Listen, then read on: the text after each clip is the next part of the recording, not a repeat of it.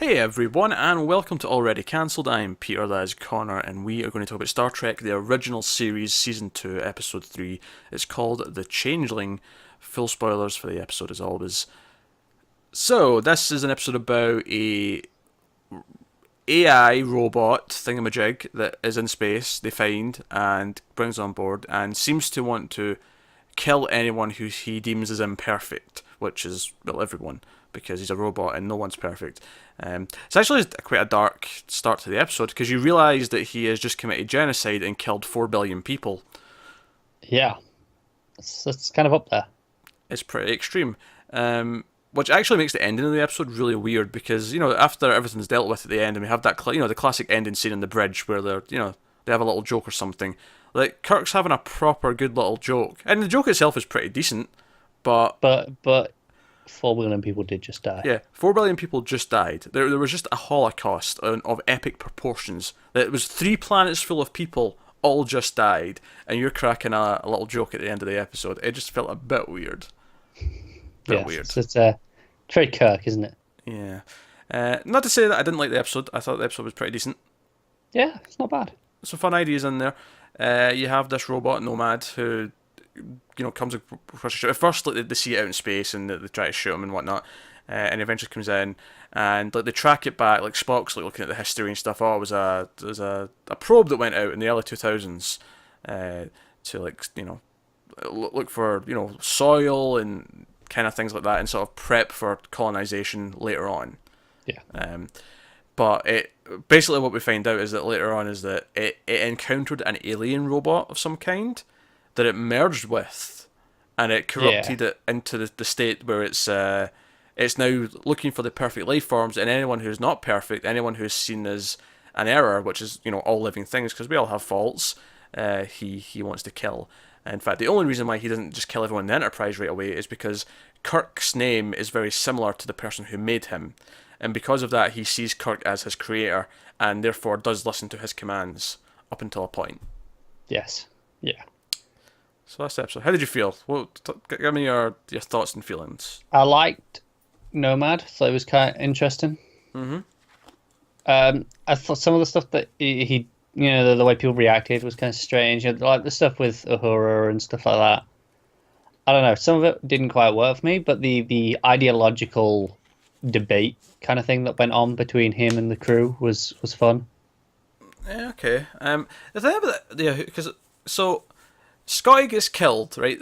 Nomad actually kills Scotty, and then brings him back to life. And I want to point out that contrary to something I think I said before, that he's the only red shirt who survived the whole thing. Technically, he did die, but he's also the only red shirt who came back after death. So, He's Jesus. Yeah, badass status maintained.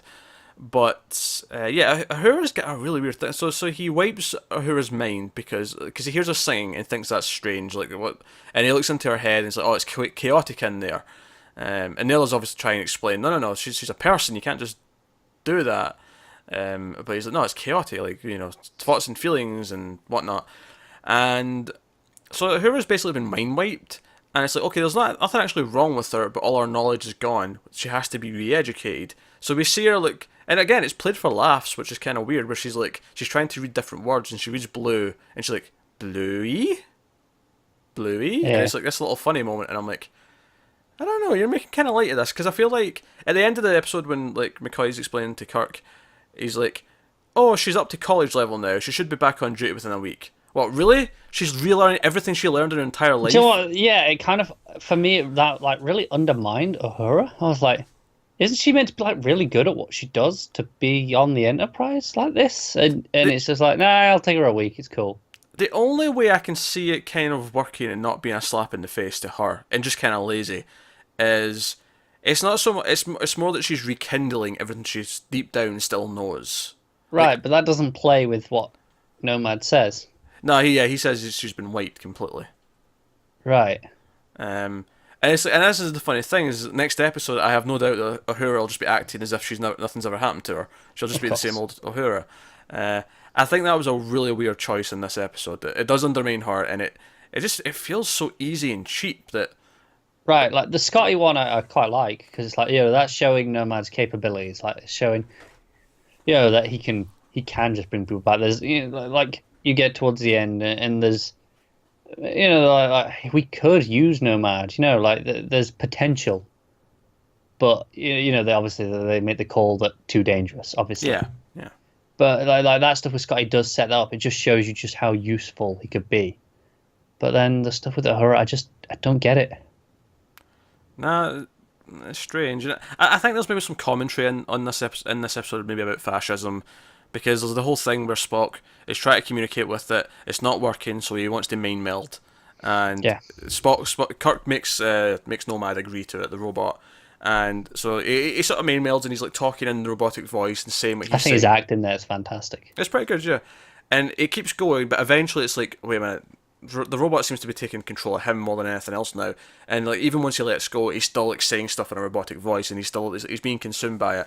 And I think that was like the sort of the pass on of like beliefs, like raising someone to be like a indoctrinated person. Like I feel like it was making some commentary on those kind Yeah, of it ideas. lasts beyond just the contact. The Yeah. ideas can live on, sort of thing. Yeah, so there is some commentary in there, and while these ideas might lead to one or two positive points, ultimately it's too dangerous, and all these bad things happen as a result, i.e., genocide, as being the prime one on display in the episode. So if you're going to make comparisons to all those kind of things, the parallels are there to draw Right. on. Definitely. So, but the way this treats it is that this robot is doesn't understand what he's doing is wrong. He just for him it's pure logic. Yeah, it's his programming as far as it's Yeah. concerned. Like it doesn't, and that's the thing. Why should it see what it's doing is wrong? It is ultimately a robot. It's doing what it thinks Kirk told it to do, essentially. Yeah, because ultimately how he defeats the robot is that he convinces Nomad that he is imperfect, that he's not supposed to be doing this, so therefore he is in error and he should cleanse himself. Yeah. So, or sterilize, that was the word he kept using. He's to sterilize imperfections, which means to wipe them out. I did like that ending, because it was. We kept seeing how powerful this thing was. Like it would just take people down. The phasers did nothing. It had these shields. Spock couldn't even access it without its permission. And then so it made sense. It had to defeat itself almost. Yeah. Yeah. And maybe that does say something that, like, it's like for a fascist, accepting that they aren't perfect and that they're not everything they say they are is kind of like the end of that belief. Right. It kind of Yeah. ultimately their logic can be extended to be used against them. Yeah. Yeah.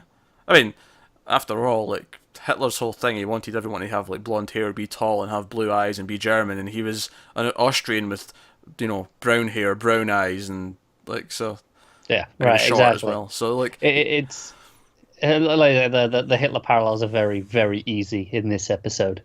yeah, yes, And that's kind of it, isn't it? It's the idea that if they look at themselves and they don't fit this image of perfection, then what's the point in what they're doing? yeah. It was okay. Interestingly, there was no Chekhov in this episode. I wonder if this was a in production schedule because we know these were produced in a different order they were aired in. Yeah, I wonder if this was produced before the last two, and that's why there's no Chekhov. could be, could be. Possibly. And I know season one had like the episodes where some of them might not be there, but it felt especially weird because he's usually on the bridge next to Sulu. It just kind of felt Right. odd that he wasn't just even if he had nothing to do, it just wasn't him sitting there. No, it was off duty that day. Can't be on duty every day. Fair, I suppose. Fair. Guess that's fair. No, I mean I like the start of the episode. It was, it felt quite like they're facing this impossible force.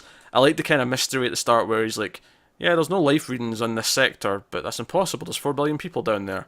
Yeah. And I liked how Spock was ruling out things. He's like, "Well, there's no radiation, so there's not been a war.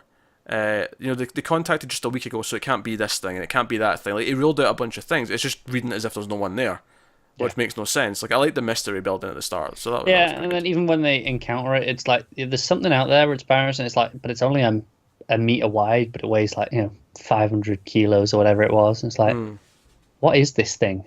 It was quite interesting. Yeah, like there was some genuine intrigue built. The actual floating of the robot was hit and miss. Like sometimes it looked okay, sometimes it was kind of goofy. Like Yeah. it kind of depended on what it was doing. But I did like the when it came onto the bridge the first time though, and it like flew over one of the sort of desks. It was like, and everyone just as they were noticing it was just kind of staring at it and being like, "What the hell?" Yeah, I like the reactions. I like Nomad's, presenting the ideological affront and Mm. arguing with it in that sense. Its actions were less interesting. Yeah, yeah. The actions were a lot weirder, and then, like I say, the joking around about things at the end felt super inappropriate, given that 4 billion people are probably. Because after he brought Scotty back, I thought, oh, maybe it'll end with them bringing everyone back. Like they'll somehow find a way for him to Yeah, revive everyone that he'd killed, and therefore it'll be a pretty happy ending. But yeah, sure, they defeat the robot, but 4 billion people still just died. yeah, that's 3 planets basically just died, and Yeah. So, and so you're having a joke about losing a son. entire civilizations, yeah, and he's making this joke about, oh, he's kind of like my child. I'm like his mother. Hits you right here. He could have been a doctor. McCoy's face when he was like, "Oh, we could have had a good doctor." He was like, "How dare you?" Yeah, nah, it's fun stuff. So yeah, there's some fun stuff in there. There was just some weird elements to it that kind of held it back a little bit, and Yeah. then the robot's actions. I definitely enjoyed this more than the last episode. Oh, definitely. But I do think there was some weird things just holding it back a bit that it just couldn't quite reach the heights that I think it maybe could have hit. Yeah, it's decent, it's enjoyable, but it's just not quite right, is it? It's just strange. Yeah, a couple of off details, and like I say, making light of the whole genocide thing uh, doesn't go down well. So, but it's not a bad episode. Like there's some entertainment to be had. Yeah. So that is episode 3 of season 2 of Star Trek. You can let us know what you think of the episode in the comments below. Like, subscribe, all that stuff. Get us on Twitter at mild_fudge for channel updates. If you want to support the channel and get these Star Trek reviews a week early, you can do that over at patreon.com/mildfuzztv. But otherwise, guys, that is us. So thank you very much for watching. Keep watching TV. We'll see you next time.